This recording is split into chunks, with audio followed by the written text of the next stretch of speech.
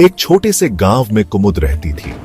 यह गांव अपनी सादगी और प्राकृतिक सुंदरता के लिए जाना जाता था। यहाँ के लोग बहुत मिलनसार और मेहनती थे। कुमुद का घर गांव के बीचों बीच था, जहां से हर कोई उसे जानता था। वह बहुत अच्छी रसोइया थी। उसकी रसोई में हमेशा ताजे और सुगंधित मसालों की खुशबू फैली रहती थी। कुमुद अपने बगीचे से ताजे सब्जियां तोड़कर लाती और उन्हें अपने हाथों से साफ करती। उसकी हर डिश में एक अलग ही स्वाद होता था। उसके हाथ का खाना सबको बहुत पसंद था। गांव के बच्चे भी उसके हाथों के बने पकवानों के दीवाने थे। जब भी कोई त्योहार या विशेष अवसर होता, कुमुद की रसोई में चहल पहल बढ़ जाती। लोग दूर दूर से उसके हाथ का खाना खाने आते थे। गांव वाले अक्सर कहते, कुमुद के हाथों में जादू है। उसकी रसोई में जो भी जाता, वह उसकी तारीफ किए बिना नहीं रह पाता। उसकी रसोई में एक अलग ही माहौल था, जहां हर कोई खुशी खुशी काम करता और हंसी मजाक करता। उसकी रसोई भी अनोखी थी। उसमें 2 दरवाजे थे। एक दरवाजा बगीचे की ओर खुलता था, जहां से ताजे सब्जियां और जड़ी बूटियां लाई जाती थी। दूसरा दरवाजा आंगन की ओर खुलता था, जहां से गांव के लोग सीधे रसोई में आ सकते थे। उसकी रसोई में एक मिट्टी का चूल्हा था, जिसमें लकड़ी जलाकर खाना पकाया जाता था। कुमुद की रसोई में हर चीज का एक विशेष स्थान था और वह हमेशा साफ सुथरी रहती थी। उसकी रसोई में एक छोटा सा मंदिर भी था, जहां वह हर सुबह पूजा करती थी और भगवान का आशीर्वाद लेती थी। कुमुद की रसोई सिर्फ एक खाना बनाने की जगह नहीं थी, बल्कि यह गांव के लोगों के लिए एक मिलन स्थल भी था, जहां वे अपनी सुख दुख बांटते थे और एक दूसरे के साथ समय बिताते थे। पहला दरवाजा आंगन में खुलता था। यह दरवाजा पुराने जमाने का था, लकड़ी का बना हुआ, और उस पर समय की मार साफ दिखाई देती थी। आंगन में खुलने वाला यह दरवाजा घर के भीतर और बाहर के बीच का एक महत्वपूर्ण संपर्क बिंदु था। आंगन में खुलने वाले इस दरवाजे से घर के लोग बाहर की दुनिया से जुड़ते थे। यह दरवाजा घर के भीतर की शांति और बाहर की हलचल के बीच का एक पुल था। आंगन में खुलने वाले इस दरवाजे से सुबह की ताजगी और शाम की ठंडक घर के भीतर आती थी।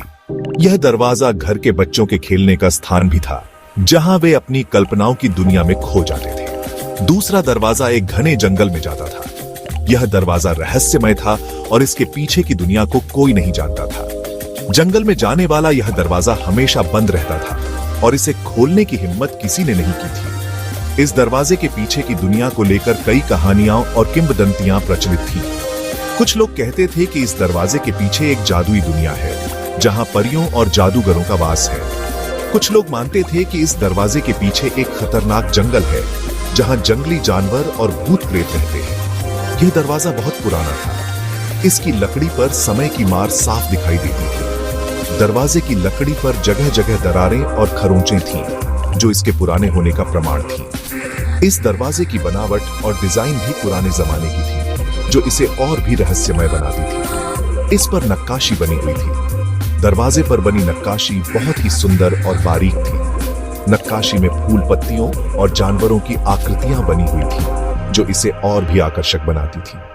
दरवाजे पर बनी नक्काशी को देखकर ऐसा लगता था जैसे यह दरवाजा किसी राजमहल का हो। कुमुद ने कभी इस दरवाजे को नहीं खोला था। कुमुद इस दरवाजे को देखकर हमेशा सोच में पड़ जाती थी। वह सोचती थी कि इस दरवाजे के पीछे क्या हो सकता है। कुमुद के मन में इस दरवाजे को लेकर कई सवाल थे, लेकिन उसने कभी इन सवालों के जवाब जानने की कोशिश नहीं की। वह सोचती थी, इसके पीछे क्या होगा। कुमुद के मन में इस दरवाजे को लेकर कई तरह की कल्पनाएं थी। कभी वह सोचती थी कि इस दरवाजे के पीछे एक जादू जहां परियां और जादूगर रहते हैं। कभी वह सोचती थी कि इस दरवाजे के पीछे एक खतरनाक जंगल है, जहां जंगली जानवर और भूत इस दरवाजे को लेकर कई तरह की भावनाएं थी, लेकिन उसने कभी इस दरवाजे को खोलने की हिम्मत नहीं की। एक दिन कुमुद ने हिम्मत की। उसने पुराना दरवाजा खोला।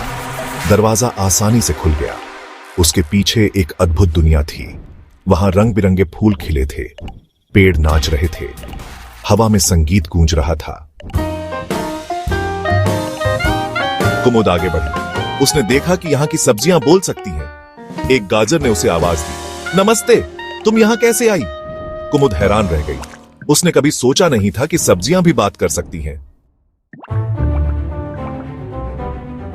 सेक्शन 5 गाजर का ज्ञान। गाजर ने बताया, यह एक जादुई दुनिया है। इस दुनिया में हर चीज में एक अनोखी चमक है और हर पौधा, हर फूल और हर पेड़ अपनी कहानी कहता है। गाजर ने कुमुद को बताया कि यहाँ की हर चीज में एक जादू है जो हमें सिखाता है कि प्रकृति कितनी अद्भुत और रहस्यमयी हो सकती है। यहाँ सब कुछ बोलता है। पेड़, पौधे और जानवर सभी अपनी अपनी भाषा में बातें करते हैं। कुमुद ने देखा कि कैसे फूल अपनी पंखुड़ियों को हिलाकर बातें करते हैं और कैसे तितलियां अपने पंखों के रंगों से संदेश भेजती है। यह एक ऐसी दुनिया थी जहां हर चीज जीवित और जागरूक थी। कुमुद ने गाजर से दोस्ती कर ली। गाजर ने कुमुद को अपने दोस्तों से मिलवाया जो सभी अलग अलग प्रकार के सब्जियां और फल थे। कुमुद ने देखा कि कैसे ये सभी एक दूसरे के साथ मिलकर रहते हैं और एक दूसरे की मदद करते हैं। यह देखकर कुमुद को बहुत खुशी हुई और उसने महसूस किया कि दोस्ती और सहयोग कितना महत्वपूर्ण है। गाजर ने उसे जादुई दुनिया के बारे में बताया। उसने कुमुद को बताया कि यहाँ की हर चीज में एक विशेष शक्ति है जो हमें सिखाती है कि कैसे हम अपने जीवन को बेहतर बना सकते हैं। गाजर ने कुमुद को सिखाया कि कैसे हम प्रकृति के साथ मिलकर काम कर सकते हैं और कैसे हम अपने आसपास की दुनिया को और भी सुंदर बना सकते हैं। कुमुद ने गाजर को नए व्यंजन बनाना सिखाया। उसने गाजर को बताया कि कैसे हम विभिन्न सब्जियों और फलों का उपयोग करके स्वादिष्ट और पौष्टिक भोजन बना सकते हैं। कुमुद और गाजर ने मिलकर कई नए व्यंजन बनाए और उन्हें अपने दोस्तों के साथ साझा किया। इस अनुभव ने कुमुद को सिखाया कि कैसे हम अपने भोजन को और भी मजेदार और स्वस्थ बना सकते हैं। जादुई दुनिया में कई अनोखे मसाले उगते थे। इन मसालों में जादू था। इनसे खाना बहुत स्वादिष्ट बनता था। कुमुद ने यह मसाले अपने साथ गांव ले आई। कुमुद ने इन मसालों का इस्तेमाल अपने खाने में किया। उसके खाने का स्वाद और भी लाजवाब हो गया। लोग दूर दूर से उसका खाना खाने आने लगे। कुमुद बहुत प्रसिद्ध हो गई। कुमुद जानती थी कि उसके खाने का असली राज प्यार है। वह हर डिश में ढेर सारा प्यार डालती थी। यही कारण था कि उसका खाना सबको इतना पसंद आता था। कुमुद ने अपना जीवन खुशी खुशी बिताया। वह अपने जादुई दरवाजे से गुजरती और नई नई रेसिपी सीखती। उसने सबको सिखाया कि खाना बनाने में प्यार और जादू का कितना महत्व है।